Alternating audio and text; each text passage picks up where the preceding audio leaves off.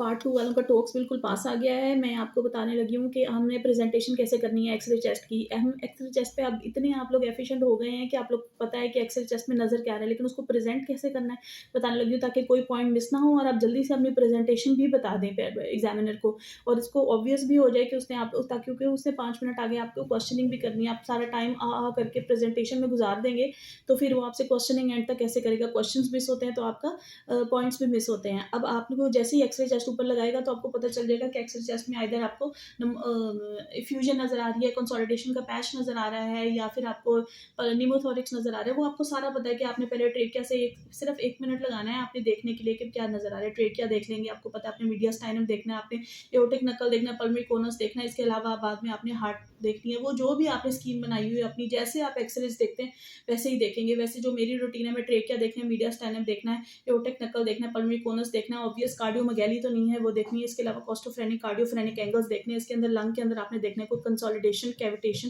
Collapse तो नहीं है, कोई निमोथोरिक्स तो नहीं नज़र आ रहा, कोई फाइब्रोसिस तो नहीं नज़र आ रही, क्राउडिंग ऑफ रिब्स तो नहीं है, उसके बाद कोई रिब्स ब्रोकन तो नहीं है और बाहर में कोई सबक्यूटेनियस एम्फाइज़ीमा तो नहीं है।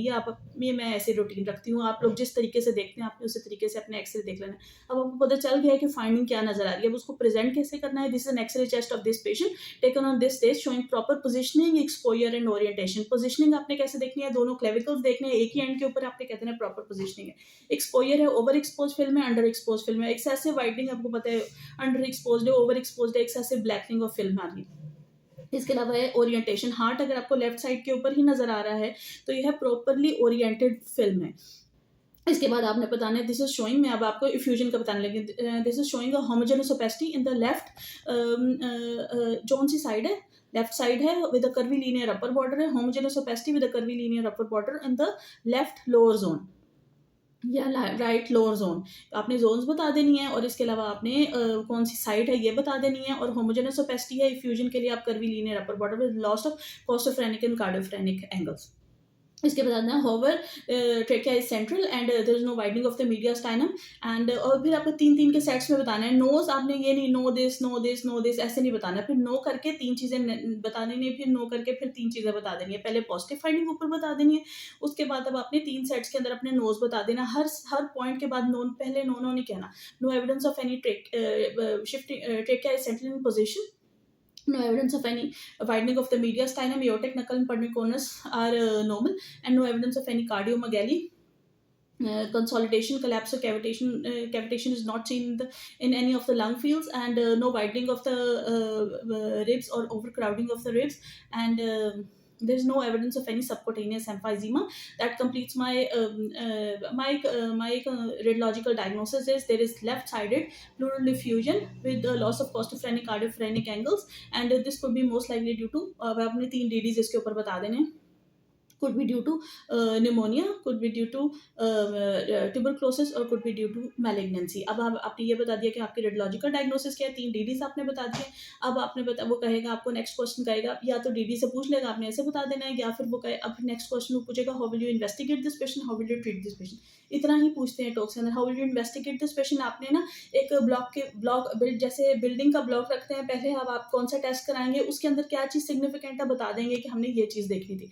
उसके बाद आप जैसे आप कहेंगे I would like to do a list of general as well as specific investigations. For general investigations I would start with the complete blood count of this patient. I would like to see, आपने 3 DDs आपके दिमाग में है, उसी के मुताबिक आपने अपनी इन्वेस्टिगेशंस बतानी है।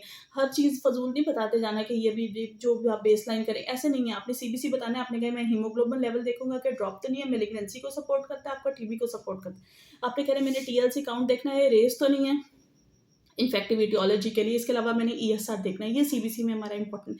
उसके आगे आपने क्या देखना चाहेंगे, आप देखना चाहेंगे रैंडम ब्लड शुगर के, डायबिटिक तो नहीं था, इम्यूनो कॉम्प्रोमाइज तो नहीं था पेशेंट। उसके बाद अब आपने कहना है कि एक्सरे चेस्ट तो मेरा हो गया, इसके अलावा मैं इसका स्पूटम एग्जामिनेशन कराऊंगा फॉर एसिड फास्ट बेसिलर और जीन एक्सपर्ट के लिए मैं कराना चाहूँगा। अगर जीन एक्सपर्ट, इसके अलावा मैं इसका प्लूरल टैप करूँगा एग्जामिनेशन के लिए, जिसके अंदर मैं आपके इसकी ऑब्वियसली मैं कंप्लीट एग्जामिनेशन करूँगा एलडीएच के लिए, प्रोटीन्स के लिए, serum LDH, serum proteins, lights criteria में निकालूंगा। इसके अलावा मैं मैलिग्नेंट सेल्स के लिए देखना चाहूँगा और फर्दर इन्वेस्टिगेशन के लिए मैं इसका सीटी टेस्ट कराना चाहूँगा। तो आपने ऐसे बता देना उसके बाद वो आपसे पूछेगा ट्रीटमेंट में भी जो 3 डीडीज़ आपने दिमाग में रखी थी, I would like to do some general treatment as specific treatment.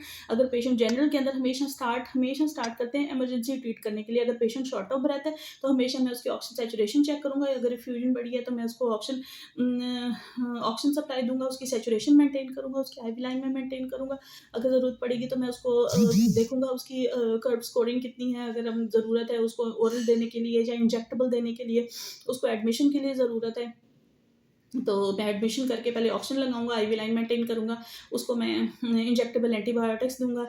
इसके अलावा अगर ट्यूबरकुलोसिस का टेस्ट आता है, उसको मैंने एटीटी पे रिपोर्ट आना है पर केजी बॉडी वेट के लिहाज से। अगर मैलिग्नेंसी आती है, तो फिर मैं कंबाइंड ओपिनियन लूँगा with an oncologist and would proceed as. ठीक है, इसके बाद इससे ज़्यादा और मज़ीद नहीं पूछते। अगर आप ट्रीटमेंट में ही आप शुरू कर देंगे कॉम्प्लिकेटेड चीज़ों से, सबसे पहले ट्रीटमेंट के अंदर हमेशा जनरल ट्रीटमेंट आपने बतानी होती है। जनरल ट्रीटमेंट है, सपोर्टिव ट्रीटमेंट है, जो पेशेंट की उस टाइम इमरजेंसी ट्रीट हो जाए। उसके बाद कॉम्प्लिकेटेड चीज़ों के ऊपर जाना होता है आपने। वो भी अगर बिल्कुल एंड में बहुत थोड़ा-थोड़ा सा बताते हैं, आप स्टार्ट वहीं से नहीं लेना। बस।